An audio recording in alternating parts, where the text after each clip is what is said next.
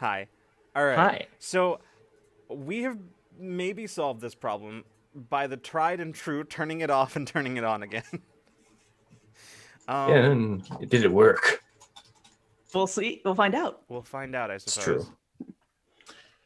Can It's alive. it's alive? Is this The, okay? Did it work? I assume it worked because like none of you are saying that you can't hear anybody. So all right. Cool. Excellent. So, We exist. sound good. Thanks, Rose. Okay. I don't know what that was. So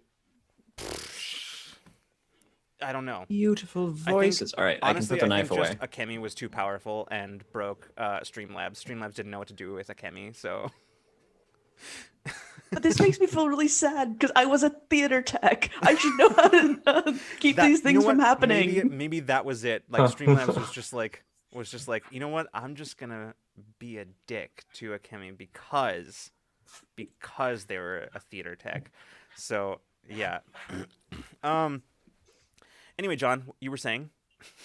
Yes, I was saying things and I was vamping where chat couldn't hear me and now chat can hear me. Anyway, this Hmm. like engaging with TTRPGs truly is just engaging with games truly is just like an evergreen topic. I feel like there's always more to talk about on this one.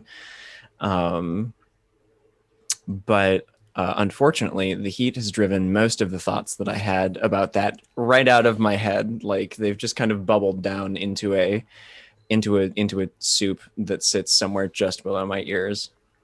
Mm. Well, I'll say this much is like an example of something that how I love to engage with games right off the bat is with props, which I haven't used a whole lot of, except for in Infinite Horizon, our cipher system, spacefaring super slash sci-fi actual play. I've been sporting this magnifying glass for my noir detective, but yeah, like props are really a really awesome thing to kind of like get into the game on a new level, a different level, I suppose, which I haven't really been doing a whole lot of, as you can tell. Yes, I see. Um. Oh yeah, go Yeah, ahead, John.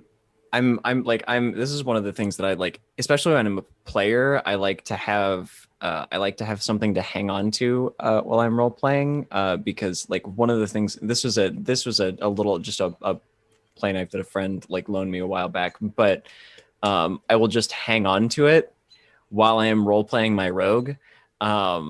And there's it's just like it just helps like it having something to do with my hands that's like semi related to whatever character that I'm playing is very helpful in staying like in character or kind of on track. Dagger, dagger, dagger. Dagger, dagger, Exactly. dagger. Exactly. Um. Yeah, like that. I think that's probably a good place to start. Like, what are just with like what are some things that you do? Like, I'll say let's start with like as a player of TTRPGs to like get Mhm. or stay engaged with the game because like I know sometimes like I tend to find myself wandering a bit or like if even if I'm not wandering it might just be like having difficulty really like getting into the game, right? Like I feel like at the beginning of every session there's that short period of time where you're just like trying to get like into the headspace of like of the game of playing the game. So like are there things that you specifically do to like I I think I like to listen to some music that's like related to a character that I'm playing. Like if it's a character that I've been playing for a while, I'll often have like songs that I'll associate with them. Most of the time because like I'll be listening to something like, oh, this is a very like this character song. And so like sometimes listening to a song that's related to that character will help me kind of zero in and like just settle into whatever like scene I imagine happening while that music is playing. And then doing that'll kind of like get me in there. Or just like in the few minutes before the game, or I'll turn off my mic or something and just like riff for a minute. That'll help. Talk to my dog in character. Yeah. ooh, that's interesting. Like, especially like when I'm taking my dog on walks, I'll just be like, well, my dog is just walking, so she doesn't care. and just start like coming up with voices. And I'm like, oh yes, this is that character's voice. Let me use that a bit so I can remember this character's voice. Ooh, that's a good one. I'm trying to think. I know I do that for NPCs sometimes. Like you know that thing that you do in the shower, right, where you just like have imagined conversations or arguments with people, right? I do Yeah. that, but with NPCs. So Uh-huh. I Yeah. definitely do that with NPCs. I'm trying to think if I've ever done that with a character. I think the only time I've ever done that with a character, like talking in the character's voice, is like when I'm making the character for the first time. I think that's when I mostly do that. But that I mean, that's the time you're trying to get into the character the yeah. most at first, because you're like, I don't know this character. How do I get into that character's head? Um, Yeah. yeah, I sometimes talk to my dog in character. In college, I had a human swashbuckler, and her goal in life was to create the ultimate lemonade. That's So this was D&D 5e. Her goal in life, her reason for adventuring and everything was to create the ultimate lemonade. I love that. And there was a high level campaign, so the DM gave me a kukri with +1 to juicing, Oh wow. and I had an ever flowing pitcher of lemonade, which is basically ever flowing pitcher of water, except instead of water, lemonade. The funny thing is, I didn't realize I was doing this, but I was emulating that in real life, because I'd make a pitcher of lemonade, just from concentrate because it was college, and then it was empty. Oh, walk over to the kitchen, make another one, put it back on the table, and then one of my friends called out. I was like, you're emulating a character, and I was like, oh yeah, I am. Oh my god, that's really funny. So that was like kind of just like an unconscious one. That's really cool. That's really interesting. Yeah, I also got to do threaten a talking pomegranate with the kukri of juicing. I mean, Listen, yeah. listen, buddy. You don't want to know what this kukri has done to fruit like you. Well, so the bard being a bard, accidentally turned a Sphinx librarian into a talking pomegranate. Oh. And then we had to return to the library, and of course the pomegranate was still pomegranate and was like super pissed off at us and did not want to let us back into the library because the bard did bard shit. Can I swear? Yes, absolutely. Oh Yes, yes, absolutely. absolutely. Yeah, because the bard did bard shit, and we, talking pomegranate, so did not want to let us back in the library, and we're just like, party leader started to be all diplomatic. It's like, this is taking too long. Just walks up with the kukri, and like, and then rolled a natural 20 on intimidation check. That's incredible. Oh my Oh, I Amazing. god. love this. That's maybe one of my favorite D&D stories that I've ever heard. Like everybody has like their wild D&D stories about things that happen in their campaign, but I don't think I've ever heard one quite so like just wild. Just that's I love that. Oh my gosh. Okay, I have a follow-up question. Did your character ever make the perfect lemonade? Yeah, that's what I was gonna ask too. I don't remember, because this was, again, a college game, Right. and that was at this point over a decade ago. Yeah. Doing math, how old am I? Ah, yes. But like, I don't remember. Huh. Like, what's funny is I've retconned things and realized, oh, at some point she totally took levels in alchemy to make like lemon bombs. Oh my god. Take Yeah. an empty lemon peel, fill it with gunpowder, and then chuck it at things. And Oh like, man. I realized, oh no, she totally must have taken levels in alchemist, and probably tried to make goodberry lemonade at some point. Yeah. But I never had that happen in campaign, and because at the time the dual leveling she had was psionic, because this was 3-5. Oh, interesting. Oh. Huh. Yeah. That's interesting. I think back sometimes to like I was never that familiar with 3.5, but like Pathfinder wasn't a lot different than like first edition wasn't a lot different than 3.5, but like I think back sometimes as to like some of the ways that you would like the wild loops that you'd have to jump through to like multi-class or to prestige class, and especially prestige class, because some of those prestige classes required you to have multi-classed first because Mhm. otherwise there were things that you just could not get. Although our GM was like, if you have a valid reason for why you have this class, because we that was part of what happened. We had a split. I think it would start at level 15 or level 10 or something like that. Did a semester, and then in the winter break, we were supposed to come up with what did we do between level, and this level, and that's when Yeah. the librarian got turned into talking pomegranate. Was Ooh. in between level, like, or in between story arcs. Yes, that would be the time. That would be the time where that's yeah. Wow. So, like, the GM was just like, yeah, if you have reason for having this other class, you've had, time between these story arcs, you can totally have that without the prereqs because Right. I want you to have fun with this campaign. See, that's Exactly. good. That's good. I feel like for me, like because there were so many, like it was such a robustly written game system that like and I was just sort of learning how to do that kind of stuff. For me, there was like this pressure to like follow the rules. And like I mean obviously like I would bend them at as a GM I would bend them whenever it was necessary, but or whenever I thought it would be more fun to do so, and I'd homebrew my own stuff in house rule stuff, and uh but I don't know, just I think one of the things that's like, interesting to me, but I also recognize now that not everybody gets the same pleasure out of the same things that I do, which is like I enjoy the sort of like puzzle element of it, trying to figure out, okay, how do I get that and that? Okay, if I get these two things, then I can get that, and like that was kind of fun for me, but I also recognize that that's not fun for everybody. That kind of feels like trying to fill out a college schedule. Yeah. Oh Oh my God. God. I need these requirements to take this class, but that class is No. only offered in spring, and it's currently. Oh, but wait, now the teacher's going on sabbatical next year, so I'm gonna have to. I never put that together, and now it's ruined for me forever. I'm sorry. I didn't mean to do that. No. It was that is what my brain went to as soon as you started explaining it. I'm like, I've never God. thought about it this way, but it feels like trying to get my schedule to Oh work. my God, you're absolutely right. I'd never thought about that either. Whew. Yeah, having some flashbacks there. Yeah, but no, that's so I don't know. Like on the subject of like engaging with TTRPGs, like for me, what's interesting is I like the puzzle element of like putting.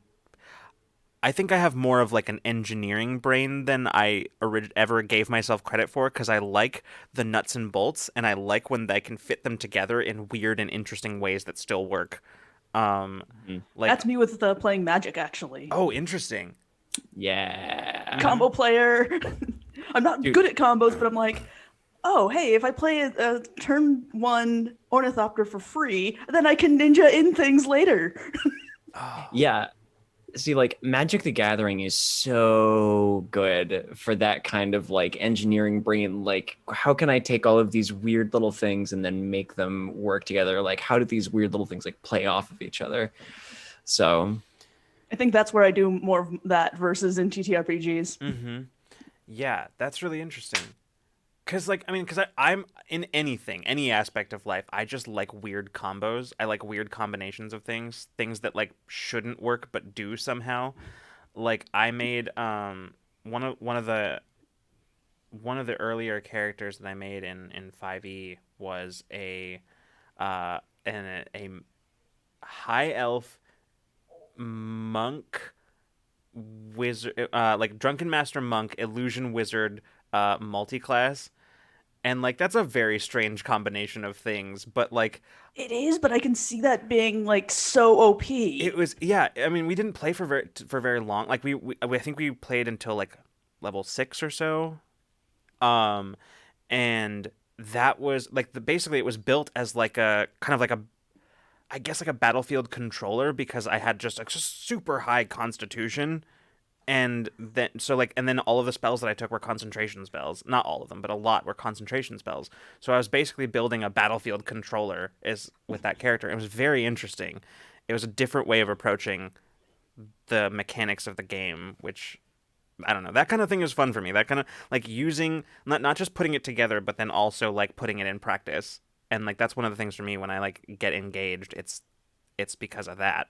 It's because I've been able to do both of those things. Yeah.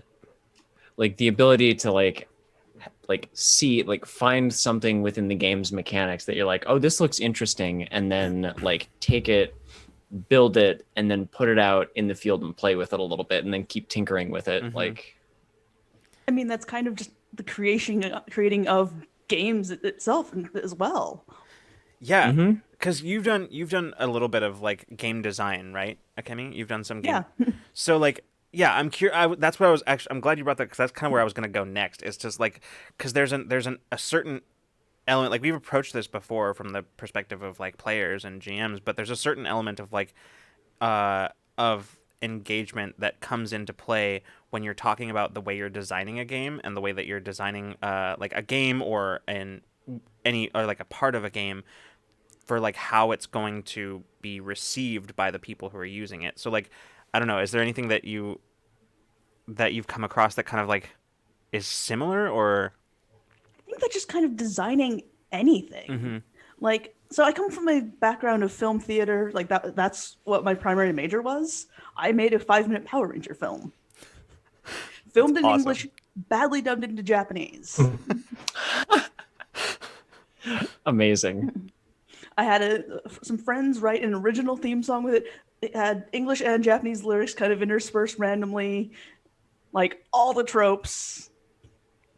And just like, I think that's just part of designing anything. Because you have to, like, there's the way the designer originally comes up with the idea. There's the, okay, how do I put this idea out to the world? And then whatever people do with that. Like, you design a game and it's a lot of times players will do things that you never expected them to do because that's not what the way you were thinking when you designed it. Yeah. But conversely, you also get the same, I was, designing it this way, and if a player does something that you were actually kind of intending, then you're like, oh wow, the braining worked to like transfer these thoughts that I had and how this concept works. Yeah. Like the way that I was talking with Matthew Gravlin a little bit, working on a game that I'm working on right now. And I remember like kind of a conversation that we had about like, he's like, I feel like my hallmark as a game designer is just like creating the axes for players to engage in. Like I put things along this and I put things along this and I put nothing in here. Just absolutely nothing. I title 2 sections and then I let you go. Here's some prompts to have fun. Yeah, exactly.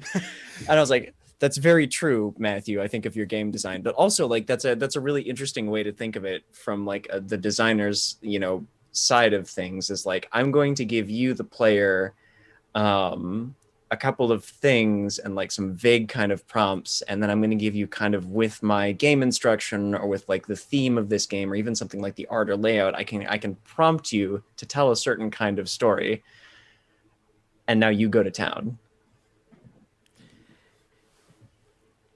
I'm wondering, so as you both were talking, I was thinking about what you were saying and thinking about it in regards to oh my god, I totally lost my train of thought. I was like tuned into what you were saying and I had a thought and like it'll come back to me. At 3 a.m. At 3 a.m. exactly. No, John, what you were it was something that you were just saying about like making axes and labeling them and then not filling in anything in the middle. Yeah. then- I remember what it was. Because like a certain part of, like especially if you're talking about like, the way that people engage with something that you create.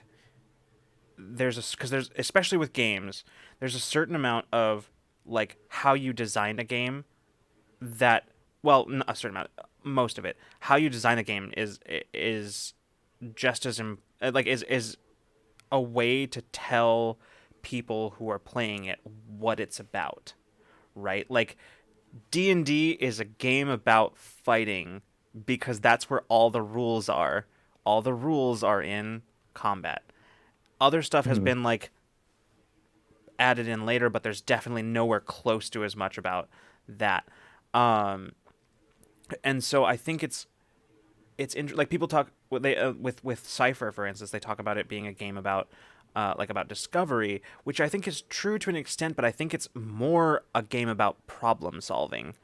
And so because that's what all the abilities are designed to be, like tools to be used at like however the player wants to use them, but they're all kind of built as like a tool to solve a specific problem, right? And then however the player wants to apply them is up to them. So I think there's a certain amount of this design, like, and of course there's a certain amount of the design process when it comes to engaging people that I assume, I'm not a game designer, but I assume that goes into thinking about like, okay, what am I telling people this game is about by designing this? See, it's just not to plug a thing that I wrote and made and sell now, but like kobolds and trench coats. We'll take that. It's very like this is very simple to explain. It's a lasers and feelings hack in which you play 3 kobolds stacked on each other's shoulders in a trench coat, causing chaos. And like there's not a lot of mechanics to that game. It uses John Harper's lasers and feelings as like the core of the game, like the way that the mechanics work in terms of like dice rolling and stuff like that. And then the things that you know about, like the things that I give you as the game designer are, you have your friends, you have this trench coat. That's it. And so And like also right you're there, all inside of it. and also you're all inside of it. So your resources extend to whatever you imagine that your character has, whatever you imagine you have made this trench coat to do because you were a bunch of kobold magicians and inventors. Or maybe not. Maybe you're just a really buff kobold in a trench coat. Like, I don't know. You decide. Plot twist. It's like 4 people, each of them playing an individual large kobold in their own trench coat. Man, God, you play a game of kobolds and trench coats within the game of kobolds and trench coats. Like you stop playing the game of kobolds and trench coats to resolve a role within your game of kobolds and trench coats by playing kobolds and trench coats. There's a magic card like that in one of the unsets where you literally have to play another game of Magic to resolve the mechanic, and then I mean it's one of the unsets, so it's a kind of joke thing, but like literally that is one of the cards where you like pause the game you're in, play another game completely to resolve the effects. I actually do think I'd heard of this. So you're saying this, it's like coming back to me like, oh yeah, I think I vaguely remember. That's so funny to me. Like that kind of thing is like, somebody had fun designing that. Oh yeah. Oh yeah. Oh yeah. But John, what you were saying about like, here's are the few things you have, and then make it what you will. Like my latest game, you play as a lost sock. Which I think is incredible. The instant that you tweeted about that game, I was like, I need it. I need it. But yeah, you play as a lost sock that has fallen through a magical portal and has 6 days to get back through the portal because otherwise this is laundry day. That's so cute. But this actually happens, I'm always like, where are my socks? Like, where is one sock? Where's one? Yeah, exactly. I must. So, oh, go ahead. Sorry, continue. Start with the shitpost idea. I was like, I'm going to make a game about losing socks. And then I told some friends, and then they're like, with enough thought, any shitpost is a real idea. And I was like, what kind of things can a sock encounter? Oh, this is actually, in fact, a real game. Oh, that's cool. And it's a game now. Like this isn't like strictly related to engaging with TTRPGs, but that is the game designer's curse. You're like, you design. I had this random idea. It's now a game, as long as I figure out how to make mechanics for it. Yep. But like searching for my soulmate, which is what it's called, SOLEMATE, because sock puns. Yep. Ah, nice. Yep. Excellent. And Yep. For a while, it was like on a back burner, and I didn't have mechanics for it. It was like, I have this idea for a game, and then saw a game jam for a system called Guided by the Sun, which is a system used for telling the journey of of something. And I'm like, there we go. And with that, now I have like when you draw cards, you get various encounters, which can be either allies or adversaries. There we go. I can word. But like I think it's based off the suit you play. It's GM list, and then it just rotates around like whoever's the narrator, whatever card you play. Then you introduce. I introduce a dog as a thing. Is this dog helpful? Is this dog harmful to the sock? Well, we'll see. Huh. Sock visaries. Nope. Nope. I'll see my way out. I know where the door is. Okay.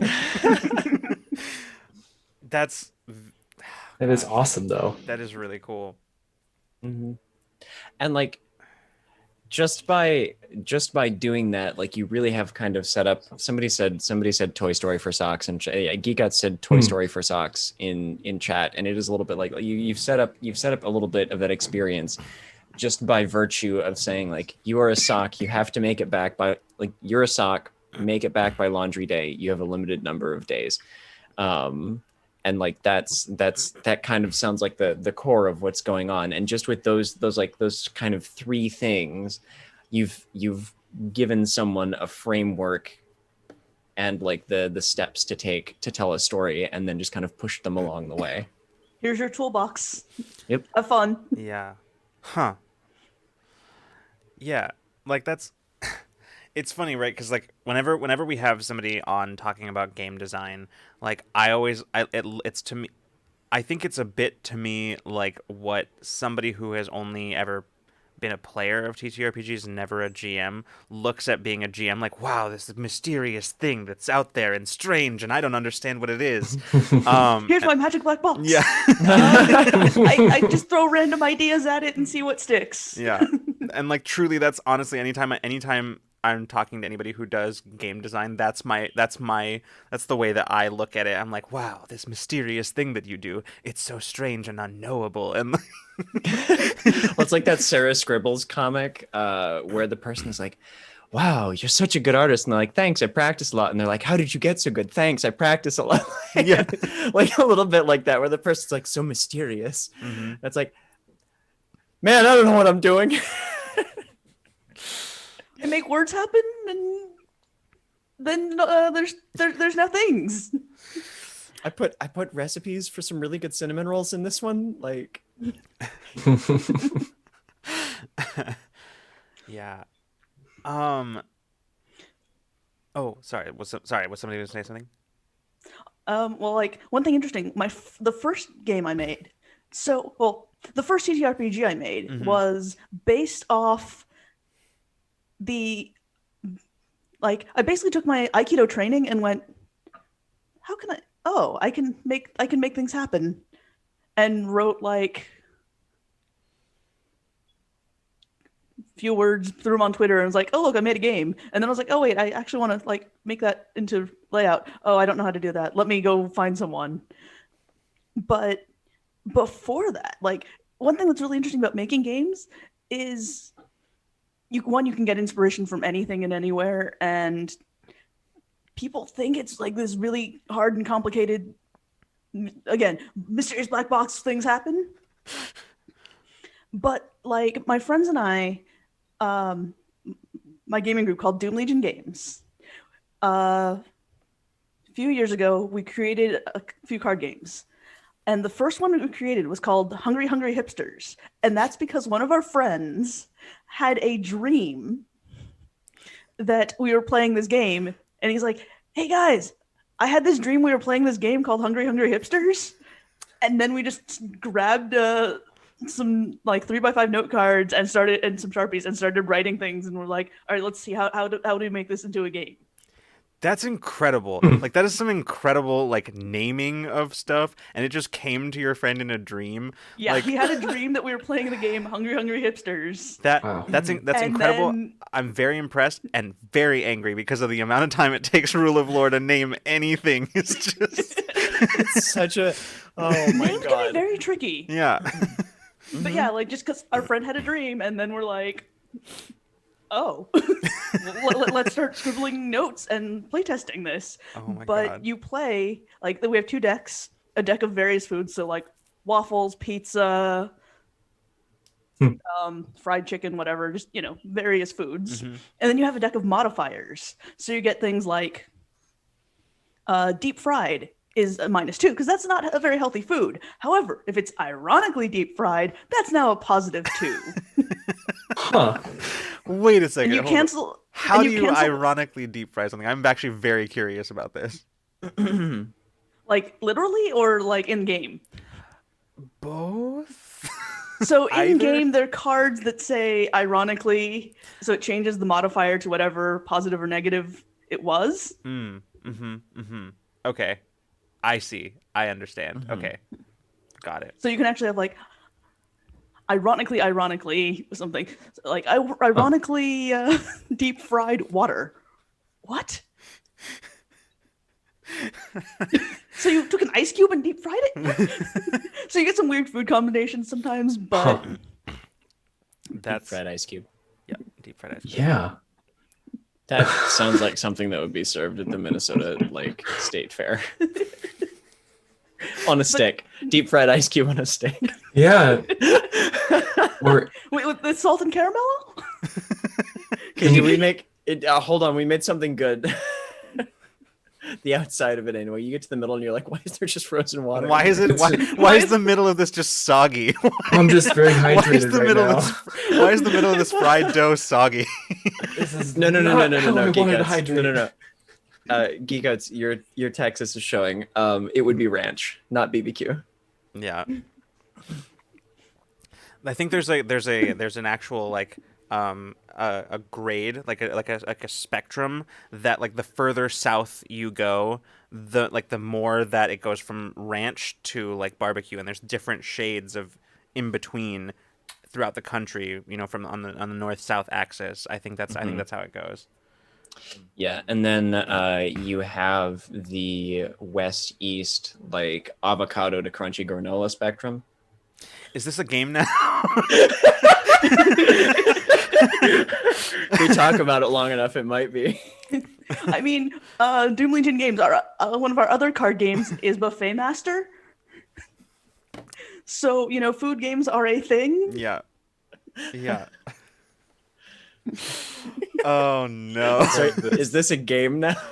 It is a game. Like, my friends went to a buffet in Vegas, and were trying to get the most out of their money based off what they were eating, and then ended up creating a game, which we now have a card game called Buffet Master. That's amazing. Truly, like you talk about this stuff like, yeah, you could just get inspiration from anywhere. I'm like, how?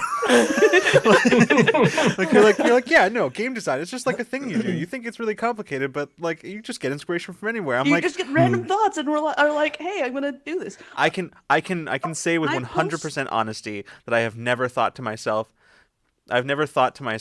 hey, that random thought I just had about like how weird it is that people just invented bicycles one day, I've never thought about how that can be a game. So like, as far as I'm concerned, game design is still this weird, esoteric, mysterious thing that only like the supremely talented and just galaxy brained can accomplish. So. Nope, I now have a board game. How do we, be the first to create a bicycle?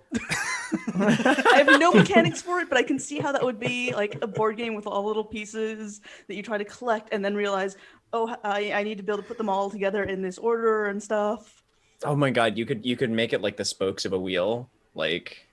What have I Oh, done? I was thinking like you'd have like little pieces, and then you'd have to like put them in like together in certain order or something, or like cards with wheel, frame, steering and stuff, and you'd have to have them and then whatnot. But that's just my brain.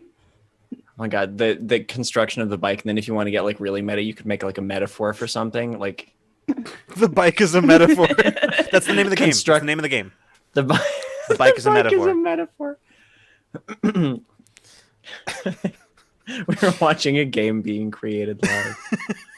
the smash hit sequel to Kids on Bikes. The bike is a metaphor.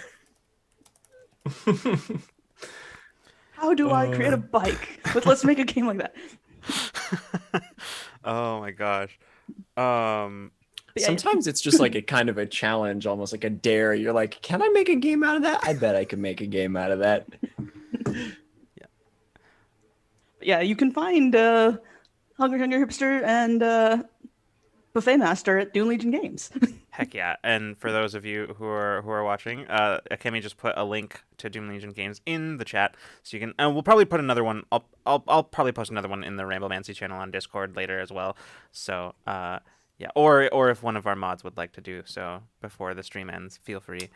And if it doesn't exist in your local game store, ask for it, because then we can send it to your local game store. Yeah. Ooh, that's another thing that I can do now that I am fully vaccinated. Yay! I can go to my local game store, which is still like 45 minutes away, but like, you know. Oh, that place. Yeah, Dragon Horde. Anyway. Dragon See, Horde I Games. actually have to No, find a not new that game, place. local The game place store. that it's in. Oh, yes. Sorry, what were you saying, Akemi? I have to actually sorry. find a new local game store because I moved last year. Oh, yeah. And like, oh hey, moved in the middle of June. Haven't really gone out to find a local game store. Like, I still know of the one I used to go to, but that's like, again, 45-minute drive or something like that. Whereas I'm sure there's one closer. Mm-hmm.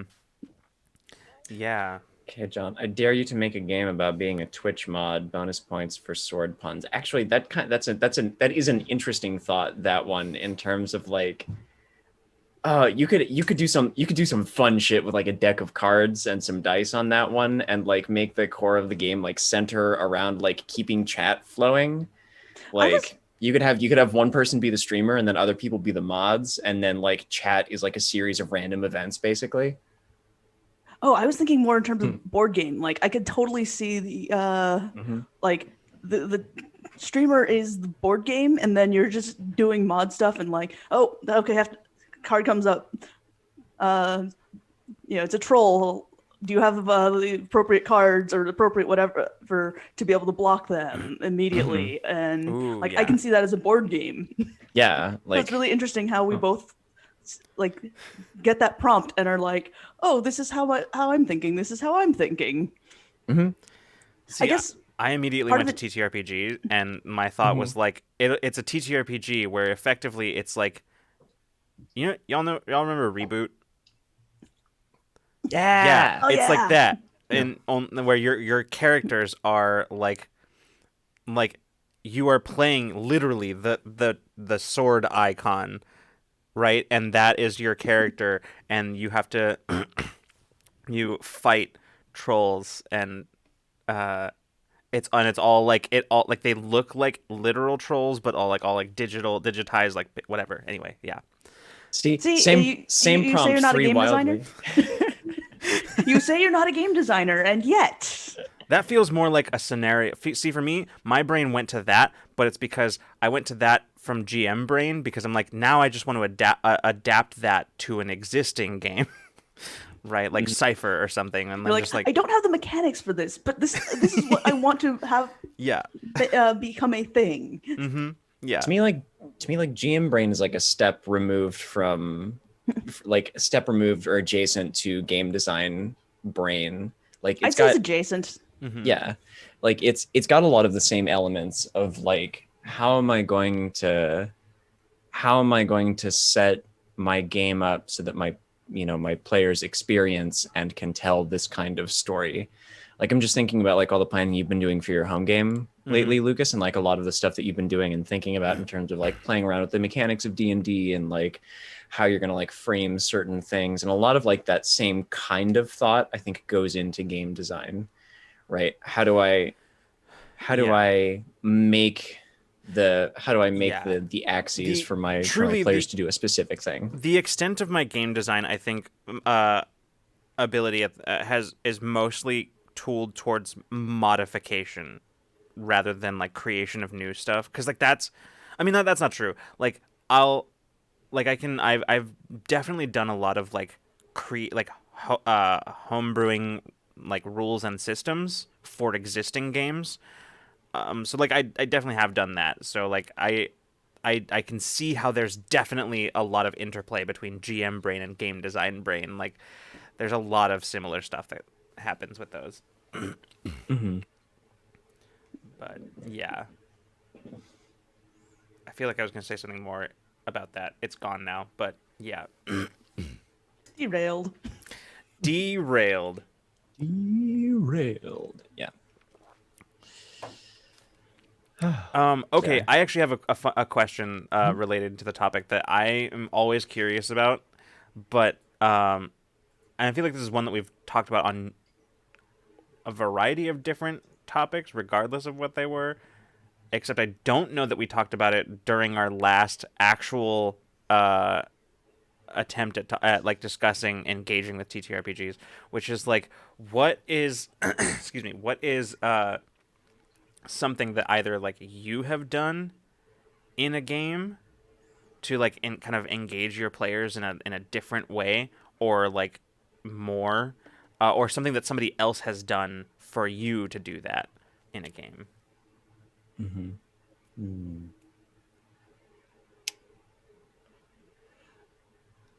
The one that comes to mind right away for me is something that Matthew Gravelin has done a lot as a GM. And it helps because a lot of the games that he's run for me are like ones like where intentionally there's more power put in the hands of the players. But one of the things that he'll do is like, we'll walk into a place and be like, Matthew, what's in here? And be like, I don't know. You tell me. What does the captain's office look like?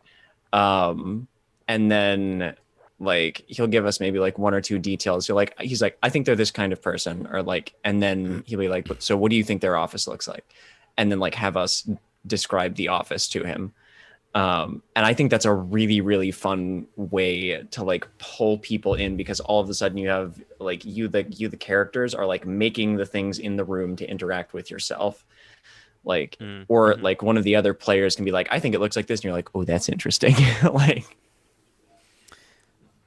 Yeah. I'm trying to think now. I mean, Suddenly, all thoughts have left my mind. I know. I'm like, I've never played a TTRPG before. What are you talking about? What's a TTRPG? Yeah. I know I've said it before, but music's a really important. We've all said it. Music's a really big one. Like coming up with music for your character really is a really good one, I think. Yeah. Yeah, like I remember, like you mentioned the last time we brought this up, you were talking about like making the Mason playlist and like that kind of stuff, and yeah. Yeah, actually, the Mason playlist was probably the easiest playlist so far because it's jazz music, like noir style jazz music. I guess making a playlist for like a barbarian and D&D is pretty easy too. I just didn't like a lot of my big head, drums. That's all you need. big drums, very epic, like epic music kind of thing. So, but I would like to rage, throw in some metal. There you go. Yeah. That. Oh, yes. absolutely. Oh my gosh. This is totally unrelated. Well, semi-unrelated, but there's a huge wealth of people on YouTube like who make like hybrid music, where like it's like epic fantasy music, but it's like got like hybrid, like either metal or like sort of more synthy stuff. And yeah, it's there's so much of it, and it's great if you're looking for that. Me, I'm almost never looking for it, so it's a problem at that point because that's all I find. But yeah, there's anyway. Just a fun pro tip for you if you're into that kind of thing. There's a lot of it on YouTube, and I'm sure most people who go looking for that stuff have found it already. But just in case you haven't, pro tip. Anyway, I feel like we've talked about props before, but one of the things that I really like, and I didn't do it a lot when we were still playing games in person, but I occasionally would have like handouts are such a good tool, not just because it keeps like a physical reference to things, but also because it can just like really give like a tactile like tie-in for a player in that moment when you like have them discover some secret notes that were writ passed between the king and a group of mercenaries that have been causing trouble over the countryside. If you actually physically hand them those notes, it's a totally different experience than just telling them that they find notes from the king to some troublesome mercenaries. It's a totally different experience. Yeah, like you can like wrinkle it up and crumple it up and then like pass it to them like under the table or something. Like, you know, yeah, that kind of shit is so much fun as a player to receive. You tea stain them and then dry them, and Yes. Oh, okay. And Turning the edges of it, like when it comes to like making stuff, two of my favorite things, my favorite parts of any process like that is aging and dry brushing. Those are and like detailing, like with dry brushing, those are my favorite things to do in any like, because like, yes, the tea staining thing, the burning, like all that sort of stuff, I love doing that. And when it comes to like, I've made like battle map terrain before, and my favorite part of that process is dry brushing, because it just makes all the detail just sort of pop. Anyway, yep, just ranting about dry brushing. I love it. No, it's an epic map too, to be honest. That was an epic battle and all around fully detailed. I don't know what it is about dry brushing that I just love it so much. Like, it's one of my favorite things to do. it's such a like good technique to do things quickly, but make things look really, really cool. Same with Yeah. ink washes. Yes, But yeah. like I don't like weirdly, I used to do miniatures, but I don't do them so much anymore. I do a lot more cosplay, and some of the same principles apply. It's just a lot harder to do on like, oh hey, I'm working Yeah. on a piece that is my entire arm length. Yeah. But weathering effects are just so good. It's just so satisfying. I don't know. There's just something about it that's just like, it's like, this looks cool right now, but what if we made it old and beaten up? And I think I did the same with like with a Halloween costume a while back, where I went as Deathstroke. I got like the mask, but I got the unpainted one because it was way cheaper.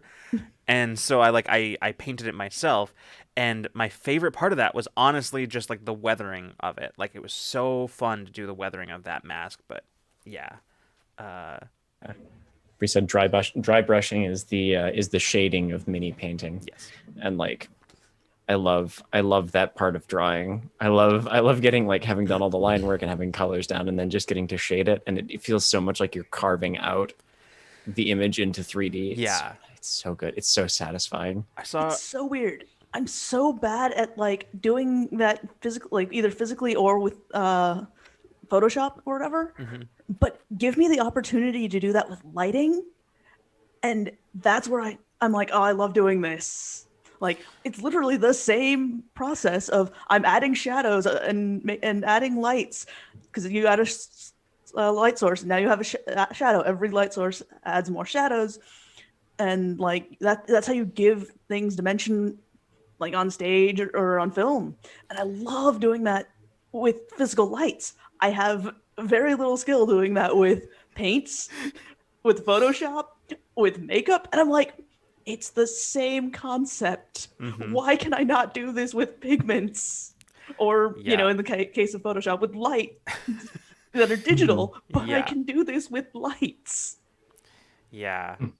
I just noticed that some of chat was chiming in as well. Like, Rose said, I make note cards and spreadsheets for all my character abilities. That's interesting. That's definitely taking the engagement from a totally different side of this. This is from like just no, Rose, let me just ask a follow-up question to that. Is that a thing that you do to help so that you don't have to focus as hard to find those things when you need them in game, or is it just sort of a thing just purely for organizational purposes?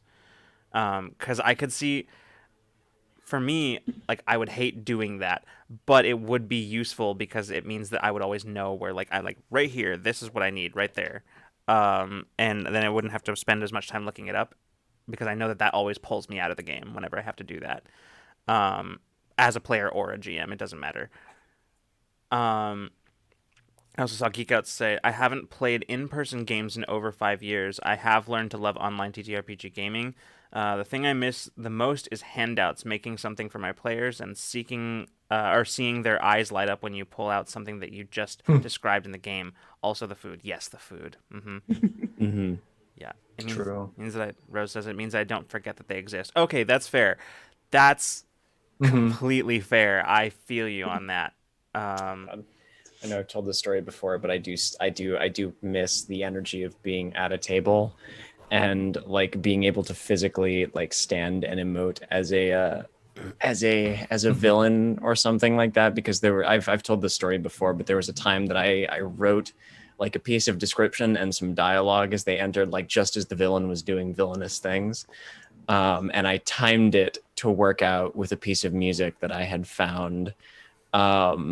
So that just as the point as like I did something, and then I was like, and I would like you to roll for initiative. Like the music hits a high point, like just what like holding my hand up and describing that thing, and then like closing my fist as the music happened. Like a little bit of music major magic here also, but like doing that and watching everyone at the table just like follow my hand up, and then like that feeling is incredible. I love that shit. Like I've been riding that high for like 5 years.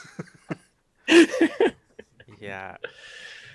I I was just kind of I wanted to follow up on what you said, Akemi, about lighting, because like I am in no way any kind of expert in lighting, but I know enough about it to know about like all the nuance that goes into that, all the things that like most people just like don't even think about. They're just like, oh, there's lights, it's cool, and like I can see it. But like there's so much that goes into that. Like it's I took just enough lighting courses to understand how much actually goes into it, and that I don't have the patience for it.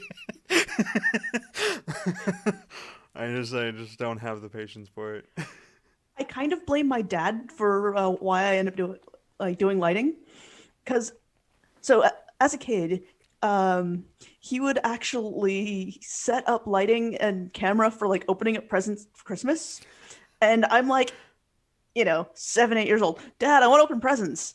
Nope, we have to set up the lights and camera first, because he used to work in a TV station, so he totally understood how lighting worked. Yep. So he would take the time to actually set it up, and I'm like, Dad, I want to open presents. So I think, probably like 7 or 8 years old. I was like, hey, Dad, can I help you set this up so we can get to presents faster?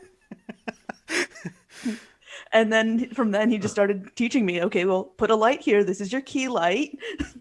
That makes sure that everything is well lit. And then we'll add a light here. So I blame my dad kind of for that. That's great. And then I ended up doing drama in high school, and I was like, oh, hey, lighting, I like that. I like doing that. I know how to do it. And went into doing lighting for film and theater in college. Hey, yeah. Honestly, There you go. the part of lighting that I liked the most was probably just hanging lights. Like I know that it's kind of weird, but like that is the part that I enjoyed the most.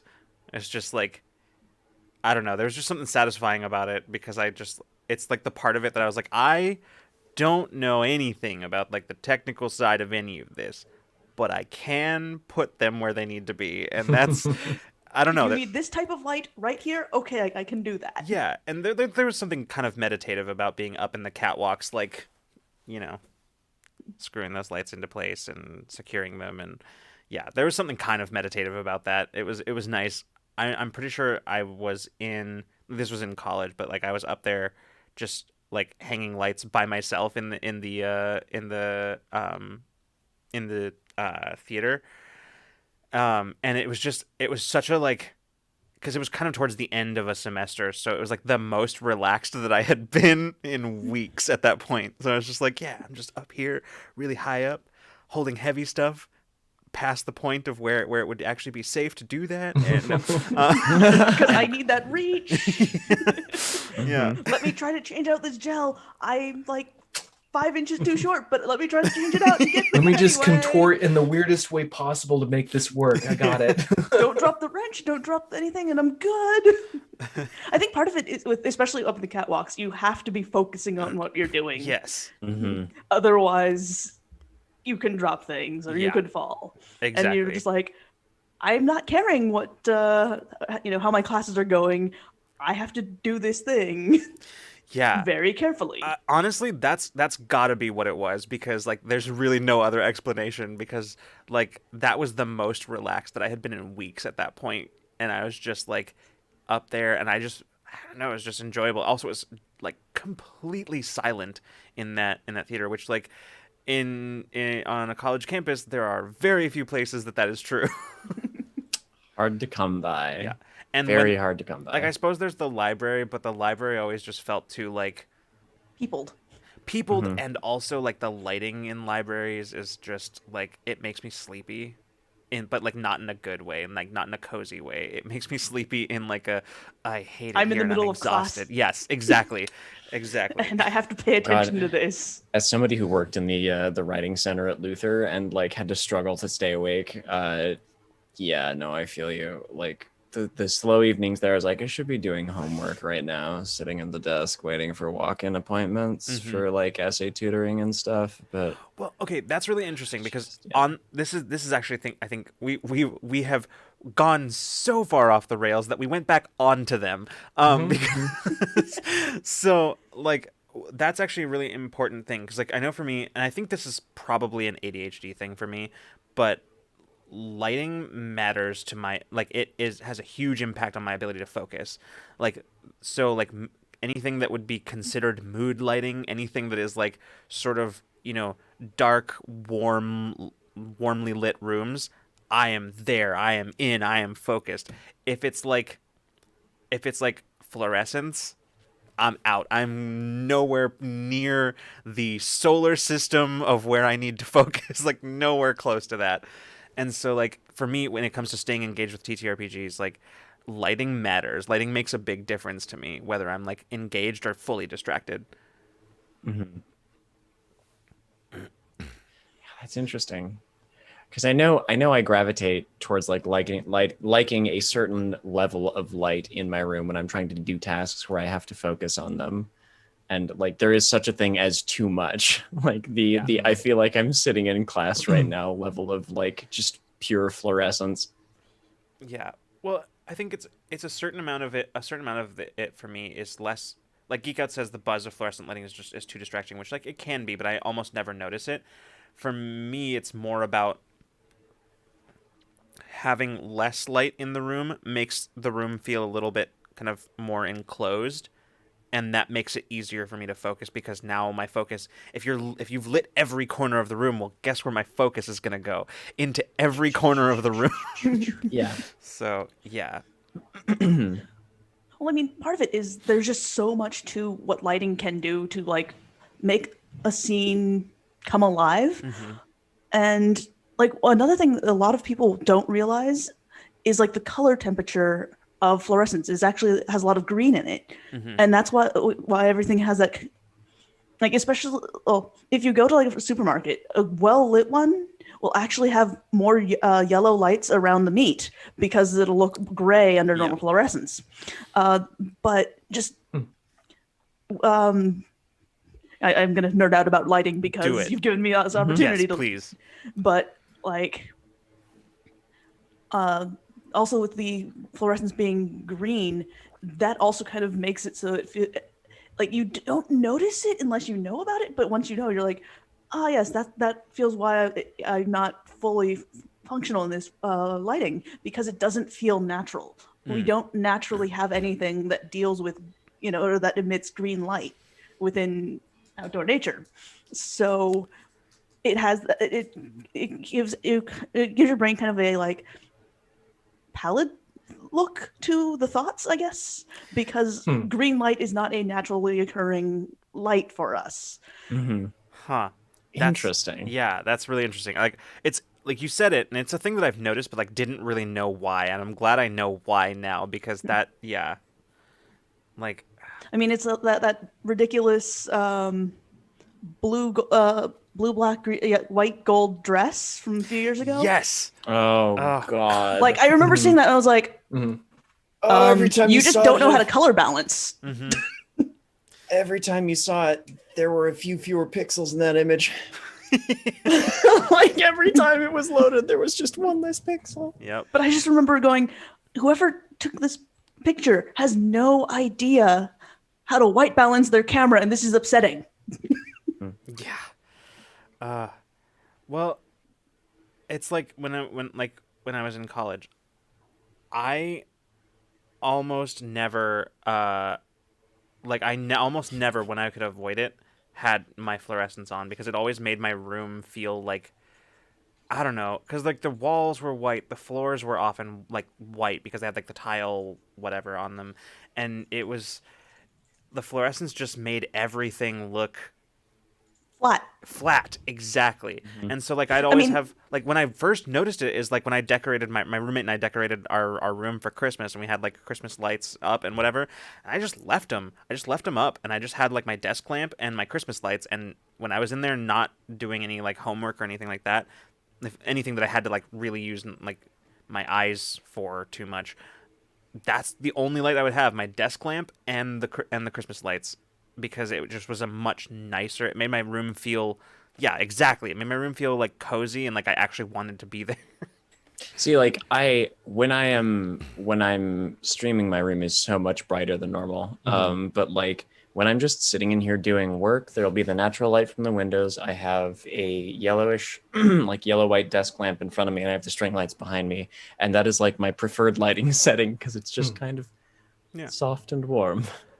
Well, and the reason that I say that I think it like might be an ADHD thing for me is because I know that there's a lot that has been linked between like people with ADHD and their ability to function at certain times of day, better at certain times of day, specifically night, because the world is quieter, it's darker, which means that there's not as like it makes everything feel a little closer, and so the world just isn't as noisy, so to speak. Not literally noisy, but just like there's not as much attention being drawn to other things because it's darker. Like you're much more enclosed, and there's fewer things that are present to like cause any kind of like overstimulation or anything like that. So lighting is hugely important, I think, for anybody. Like we were just talking about with like the fluorescence and stuff like that. But I think also for people like me with ADHD who like if it's lit in a certain way or too well lit, then I am not going to be able to focus. Like if the lighting is too even in the room, like I'm not going to be able to focus. Yeah, like when it's bright outside, your attention can fling off to like the leaves in the trees or like my neighbor's house or the fact that he's out there watering his yard right now or the license plate on his car or like just like there's a million things that I can see out that window, but now it's just kind of dark. Yeah. I think that's what I love so much about working with lights is because it helps control what the focus is. Yes. Yeah. And like how I should feel. And like it's so big of a thing, but so subtle. Like you only notice bad lighting because it's bad. Yeah. Like we all agree that we kind of hate fluorescents because they're designed to just be as much light as possible from this one source. Like, so we've all kind of established we don't like this because one, that's not a light you see naturally because, you know, you go outside and you have sunlight, even if it's cloudy, you get the much more even light, but it doesn't have that same feel as a fluorescent. And just, I realized this in college. I absolutely love world building. Like, I'm not a big picture director, writer type person, but if you have a vision of a world, let me help you make that come alive. And I love doing that with lighting. Like, and then I guess that kind of is translated into like some of my game design of I'm not really I dislike GMing because I don't know where this story is going to go. Like, that's not. I mean, I know most GMs don't have, or the best GMs have this thing of I made like 3 notes and then things happened because players did a thing. But like, I don't have a big picture. I'm like, I have one thing that I have. Uh, oh, I'm running a game of predation. The one thing I know that's happening is they're going to have a dinosaur festival. I have no idea where this story is going after that. So I'm really bad with the like, oh dear, what do I do to make the story happen? But oh, you want to let me create this world? I will create that world. Huh. That's really cool. I've never. I'm not sure that I've heard anybody make that distinction in quite that way before, and so that's really really really cool. I because I think usually like the way I hear it is the opposite. I usually hear the opposite where people are like, no, I have all these stories and whatever world building. Oh, that's too like that's out there. That's like I don't know how to do that. That's too big and overwhelming. And so I think that's really interesting hearing the other side of that, which is good because I also love world building. that's that's honestly one of my favorite things about TTRPGs. I very much am one of the like, and I feel like this is a fairly common experience, but like I will get an idea, an image, like a scene, one little thing, and I'm like, okay, we're working outwards from here because this is really cool. Like I will build the world around this little thing that has happened so I can lead up to it. What comes after it, I don't know. I hope we find out. Oh, I just remembered a thing. So, Mhm. this is still something I think I'm getting better at it, but it's mostly I haven't practiced it enough because when I'm in the moment in game, I have a tendency to like focus to the exclusion of all else on where I'm trying to get to. But I think I'm getting a little bit better at it. But a thing that I learned a while back, when I was watching Sagas of Sundry, Dread and Madness, um, was Ivan Van Norman does this thing as a GM where he will change the intensity of his voice or like the pitch of his voice as he's narrating and change the speed at which he speaks and will just emphasize things in specific ways to create drama. And in those shows in Dread and Madness, one of the interesting things that I noticed about Ivan Van Norman is that he has this way.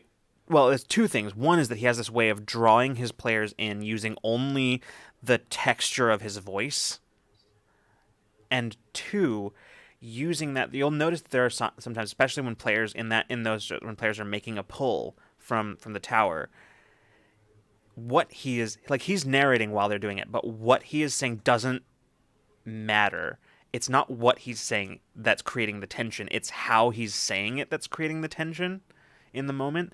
It's making everything so intense where he'll be talking and then we'll just suddenly emphasize words to like just really amp things up.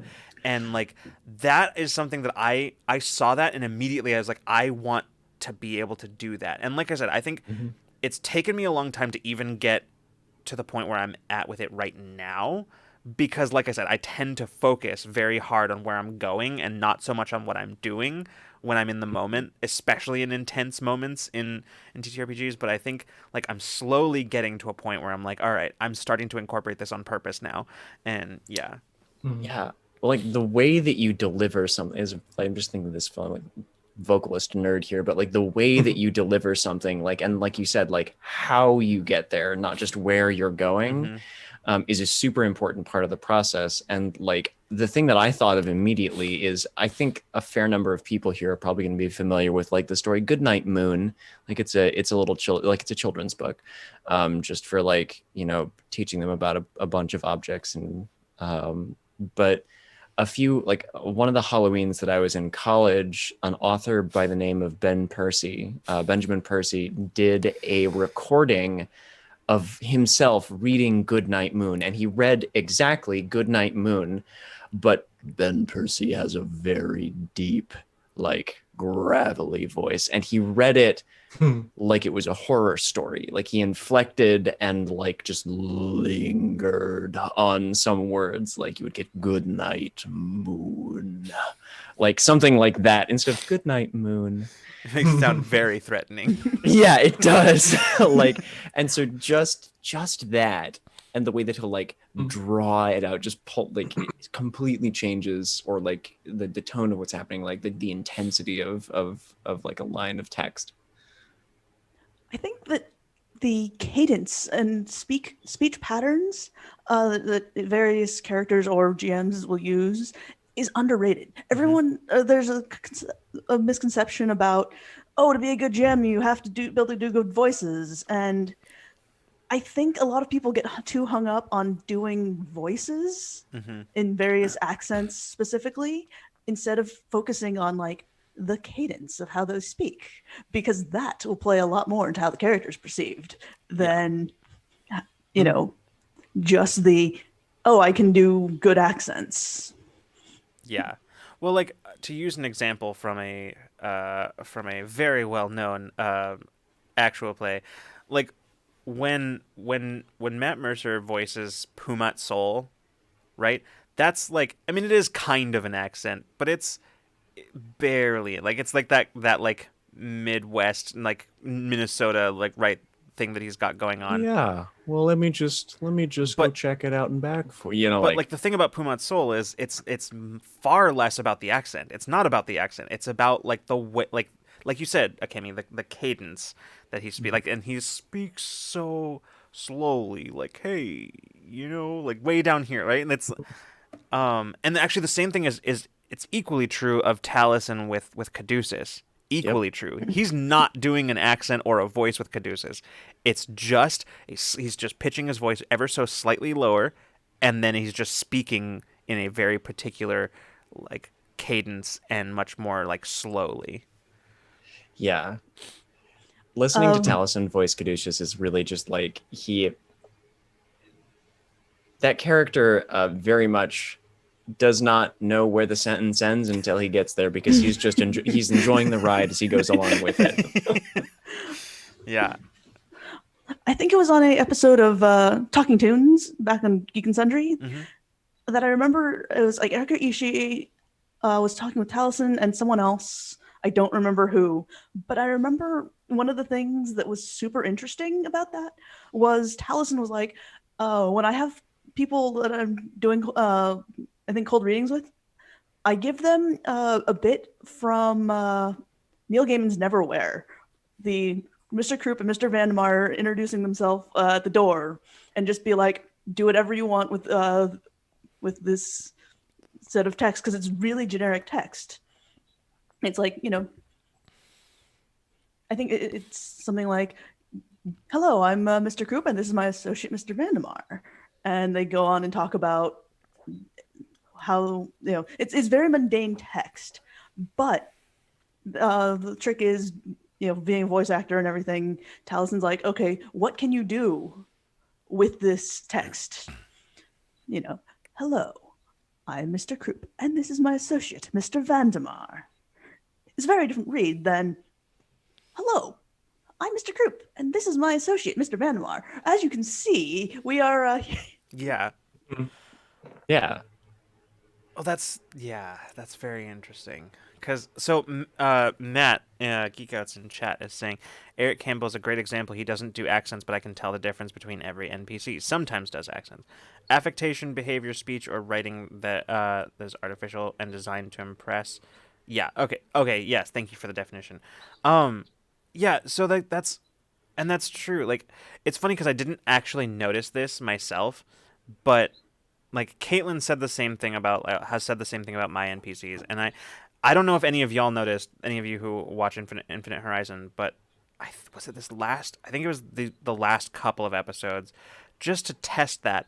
I stopped in a couple of scenes. I just full on stopped saying who was speaking, and it did not change anybody's understanding of like of who was speaking. Like everybody always knew, which was surprising to me. Like because I don't feel in like I am changing much about the way that I speak in character with some of those NPCs, but clearly I do, because there was at no point did anybody have any trouble figuring out who was talking, even though I was like intentionally not saying who it was. So like I can vouch for this because I've been listening to Infinite Horizon on podcast. Oh, So yeah. I don't even have the video cues to catch up with on that, but I can definitely tell. Oh, that's Wire. That's Yeah. like I can tell the various characters. God, that's so odd to me, because like I truly don't feel like, to me, I think it does. It's not even. It's something that I'm just doing because like I have a very particular, like very clear particular idea of the character in my mind, and then do my best to represent that. And I guess they're unique and I mean, they definitely are unique and interesting enough characters on their own that like I guess it's translating into that, because I swear I feel like with some of those characters, I feel like I'm doing the exact same voice for them, but clearly I'm not. So I don't know. I know you've done like a actual conversation between Alma and what's the kid? Oh, Jade. Yeah. Jade. Yeah. Like I know that there was a conversation and I'm like, I'm listening to this as a podcast, so I don't have any of the visual cues. And I could tell who was who in that conversation. Man. See, like, and this is the thing, like, I'd heard it enough, mostly from Caitlin, but I'd heard it enough that I was like, you know what, I'm gonna test this, because I know that like I'm very like, I've often been like very like self-conscious of like, I'm just doing the same fucking voice for this character as I did for that other character, which is why I'm like always saying which character's which. So I was just like, you know what, I'm just gonna try. I'm just gonna see what happens if I don't. It caused no problems. Like everybody always knew who was speaking. So like, this is I'm sorry. You're watching me having a revelation live on stream right now. It's like, yeah. And I'm fangirling a bit about this because I am actually getting to talk to the GM for Infinite Horizon. So yeah, there. Yeah, that's. I don't know. I mean, I'm still somewhere in like 20 of season 1, but I'll get there eventually. Yeah, There's a lot of content. There is. Yeah. Man, that's yes, Rose. Yes, you have my attention. Take that. Is this impossible? I'm telling you. I Chat's- know. Thank you, and I appreciate it. I know I am. That's like. It's just this is less of a like, wow, I'm good at things. This is more of a like, I wasn't trying to do anything, and now I'm realizing that I was doing that thing. So this is more of a, yeah. but I do appreciate it. Thank you. Man, I don't know. We get to see Lucas's brain. I didn't know we get to see Lucas's brain implode on stream today, but here we are. I didn't either. I didn't know we were going to see that either, so you're welcome. My gift to you, Magic I of live guess. streams. Get complimented and shit. Thank you, Koala. I appreciate that. Loser. It wouldn't be koala if it did. If Yeah. the compliment wasn't immediately followed up with that. Yeah, that's one of those things where like it like, you know, those things that occasionally pop up on Twitter all the time, where people are like, what's one thing that you would tweet to your followers if you got kidnapped, to let them know that you were kidnapped without saying it, right? And with Koala, it's just like giving somebody a compliment without immediately following it up with with an insult. I think it's that one. So Yeah. Koala being genuine, no. Yeah. Oof. Yeah. But no, like the that whole concept of adjusting cadence as a GM, and I guess as a player too. Like, I guess I don't know that I've done it from that perspective. I mean, clearly I do it without thinking about it. So who knows? I'm an unreliable source for that. But I'm wondering if like, as a player, like, anyway, that the whole thing about like cadence and that kind of thing is it's it's definitely big for engaging people in a different way. Thank you, Gemini. I got distracted there because I saw that and I was like, wait a minute. I was trying to figure out how this was possible, and I forgot that the timer on the stream, which is what I normally go by, is accounting for the only the amount of time after we went off and came back on again. So we're actually like, this is not the latest we've ever been on Ramblemancy, but it is past time for us to end the stream. So anybody have any final thoughts before we close this down? No thoughts. Head empty. Only hot. No, Completely only fair. hungry. Only hungry. Oh my god. I'm now aware that I too am hungry. Well, Well, Well, time! hey, that settles that. I'm gonna have a curiously strong mint, and a curiously strong.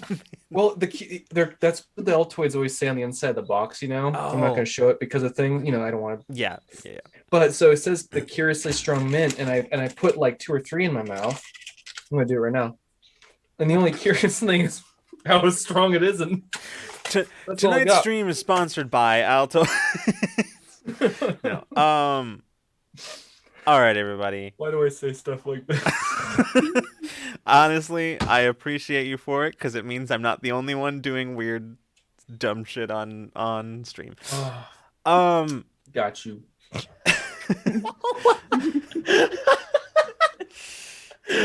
everyone in chat has just been like, John, hot? No, it's not the temperature in the room. It's that John is hot. And I'm like, you guys. And then Koala is just like, also, you're an asshole. All right, thank you. All right, good. We're back to normal here. All right. Well, we're gonna go. Akemi, thank you so much for joining us. It was great to have you. Honestly, like I'm trying to get you somewhere on the channel for a while, so I'm glad we were finally able to make that work out. So. Yay, schedule Tetris lining up. Schedule Tetris. Oh no! Now I'm thinking again about like the puzzle piecing a character together and college schedules, and that's back in my brain. Schedule Tetris is the worst kind of TPK. I think that needs to be on a t-shirt. Schedule Tetris is the worst kind of TPK. That's very true. But I'm glad that we were able to avoid the TPK today and have you on. So I'm glad I finally made it on. Yeah. Well, everybody, thank you so much for joining us. Like I said, just a quick reminder, tomorrow at 6 p.m. Pacific time, I will be here probably with somebody. We'll find out. To start my playthrough of Mass Effect Legendary Edition as per the prophecy. And by that I mean, of course, our goals for our charity. So I will be here for that tomorrow evening. I was going to say more things probably, but while I remember what those things were, Akemi, tell everybody where they can find you and the cool things that you're doing. Sure. You can find me on the internet. In pretty much most places, at least Twitterverse, at Ninja Penguin AM. Same on Discord. Oh, Ninja Penguin is on Discord, but oh yeah, I have games if you want to find them. I will put a link in the chat because then you can play as a sock. Exactly. And you can find my games at itch.io at Ninja Penguin AM. There's also the Doom Legion games, which has things like Hungry Hungry Hipsters and Buffet Master. Yeah. And I'll make sure to put those links in the unless it happened already. But I'll make sure to put those links in the Discord. I'll make sure they get there at some point, so that they're in a slightly more permanent place than our Twitch chat. But yeah. Speaking of our Discord, if you aren't already in our Discord and you enjoyed what you saw here and you would like to see more of it and you would like to know when that is happening, Discord's a really great place to be. You can join our Discord and continue this conversation in the Ramblemancy channel, or you can go into the general chat and talk about basically whatever else you want to talk about. Any burning topics that you would like to see discussed. You can also yell at me for apparently hurting everybody's feelings with all of my wonderful NPCs on Infinite Horizon. Um, and Speaking of Infinite Horizon and all of our other lovely actual plays and content that we run on this channel, if you'd like to support us and see more of those things happening, we are Twitch affiliates, and you can hit the subscribe button or gift subscriptions as a way to support us. that is true. I'm just doing my announcer voice now. Yes, very nice. Awesome. I love it. I love it. It is not Discord. Chat made me do it. Must be this one then. No, it's not. Of course, you can also support us on Patreon, where you can find any of our numerous benefits at various tiers. Our tabletop tool chest, where we give you seeds for adventures, characters, locations for various genres, and that you can bring into your own tabletop RPGs, use for writing inspiration, or really however you want to. We give you the tools, and then you decide how you want to use them. That's why it's called the tabletop tool chest.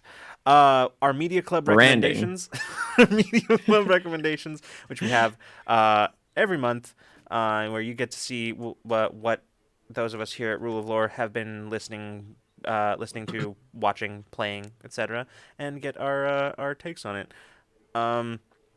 They've mostly merch. Oh, sorry. Oh, I was gonna say they've mostly been recommendations, but there might be some times where I'll just decide to just hate on something that I watched. That's possible. Depends on how I'm feeling, how combative I'm feeling that day. We should do that sometime. We should do that sometime. Yeah. We should add that, honestly, because there's a lot of things I'm like, actually, I could say I could be like, here's why you shouldn't watch this. The problem with that is, for me, whenever I've gotten to that point with something, I don't want to admit that I've watched it. So you don't want to put the energy into writing anything about it either. Like, I don't want to I don't want to hype this thing because it was terrible. So true. So true. And I also just don't want to be that guy who watches something, hates it, and immediately goes to the internet. And it's like, I'm so angry. Right. Oh, you're right. Damn. We also have merch. I have a sticker. This is season 1 Infinite Horizon. You can get season 2 art with the season 2 art on the sticker. I'm old school. It has we have mugs too, and we have shirts, all season 2 art, and also sweaters. Some of you shirts are currently unavailable, and I will be trying to address that very soon. But the sweaters are very nice. Yes, the sweatshirts are very nice. Some of you know. Just if you want to catch up with all of our content is now available on YouTube, including this show. Our schedule has been kind of messed up as far as YouTube uploads lately, but it will hopefully be going back to normal soon if I can get my shit together. And so you can watch Infinite Horizon, our Cypher System sci-fi superheroes actual play. You can watch Into Deep, our Waterdeep Dragon Heist actual play. And you can watch most previous episodes of Ramblemancy. We don't have the full backlog on there, but what's on there is what's gonna be on there. Everything post-pandemic, basically, since we went remote, is on YouTube. And of course, Infinite Horizon is on podcast, as Akemi said. So if you prefer listening to your actual plays and want an audio way to catch up on Infinite Horizon, we've got that. So the latest episode will be on the podcast Sunday. I forgot what day it was for a second. It will be up on Sunday. I know this because I scheduled it this time instead of waiting until several days had passed to remember to do it. So it's there. It'll be there on Sunday on time. I think that's it. I think that's all of our things. I do believe. I think that is all of our things. Wherever fine pods are cast. I'm going to start saying that from now on. Thank you, Rose. I appreciate that. This is why we have viewers. This is why we have viewers, because they're way smarter than we are collectively. External brains. Yeah. Way smarter and way funnier than we are. All right, everybody. Thank you so much for coming and hanging out with us tonight. Akemi, thank you again for being here.